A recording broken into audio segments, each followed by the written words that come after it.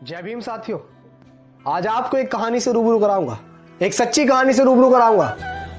बाबा साहेब की एक सच्ची कहानी जिसको सुनकर आप सोचने पे मजबूर हो जाएंगे कि किसी व्यक्ति के अंदर इतना दिमाग कैसे हो सकता है, किसी महापुरुष के अंदर इतना दिमाग कैसे हो सकता है। मैं चाहूंगा आप इस वीडियो को पूरा देखें।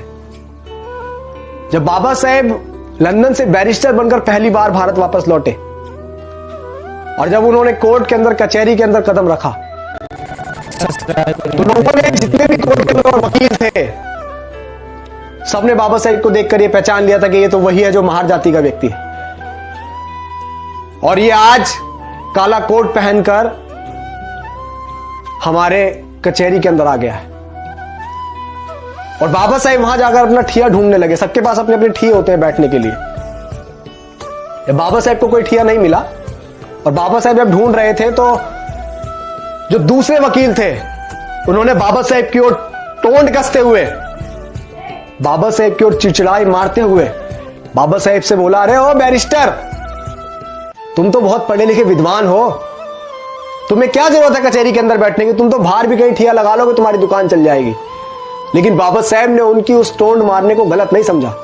बाबा साहेब ने उस बात का बुरा नहीं माना और बाबा साहेब मुस्कुराते हुए ये बोले कि तुमने ठीक कहा। और बाबा साहेब कचहरी के बाहर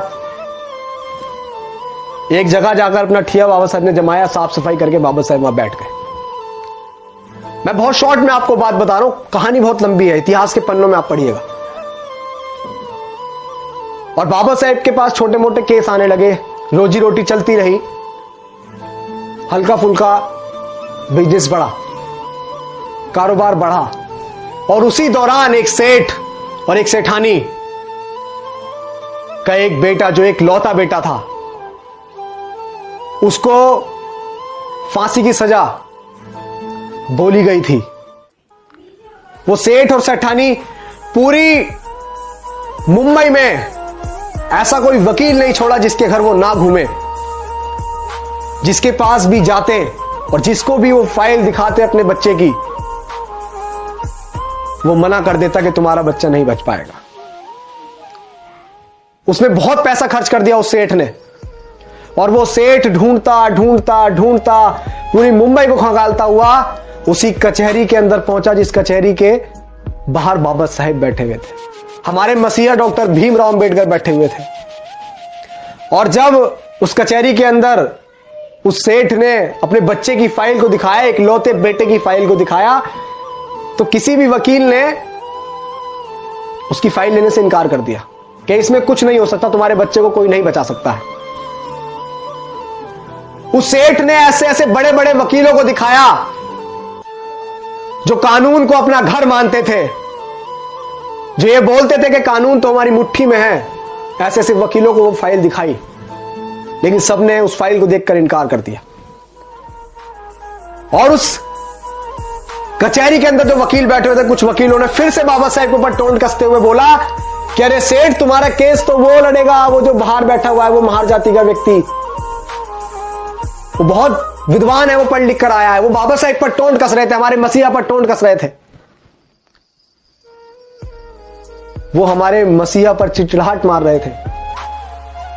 और जब, क्योंकि सेठ जो है वो मन से रो रहा था, उसे एक आशा की किरण चाहिए थी बस, क्योंकि उसका एक लौता बच्चा जिंदगी और मौत के बीच में अटका हुआ था। और जब उस सेठ ने सुना, उस वकील ने उस सेठ से बोला, तो सेठ उसकी बात मानकर वहीं पहुंच गया बाबा साहेब के पास और उसके बाबा साहेब के चरणों में जाकर वो जा लौटा और बोला कि हे बैरिस्टर, हे बाबा साहेब, मेरे बच्चे को बचा लो। तो बाबा साहेब ने बोला, सेठ उठो, मैं क्या कर सकता हूं, मैं क्या मदद करूंगा। ये फाइल तुमने किसी और व्यक्ति को, किसी और वकीलों को दिखाई होगी, उनको, उनके पास जाओ, मेरे पास क्या करने आए, मैं क्या करूंगा, मैं तो एक महार जाति का हूं, मैं क्या करूंगा, मैं तो नीच जाति से हूं ना। सेठ, आप बड़े बड़े वकीलों को दिखाओ। तो सेठ ने बाबा साहेब की शक्ल देखकर बोला कि नहीं, अगर मेरे बच्चे को कोई बचा सकता है तो बैरिस्टर आप बचा सकते हैं, वरना पूरी दुनिया की ताकत कोई मेरे बच्चे को नहीं बचा सकती। ये मैं आपका चेहरा पढ़कर बता रहा हूं कि बाबा साहब मेरी बात आप मान लीजिए, बैरिस्टर मेरी बात मान लीजिए, क्योंकि मैं तो एक बाप हूं, मैं उस पीड़ा को सहन कर लूंगा।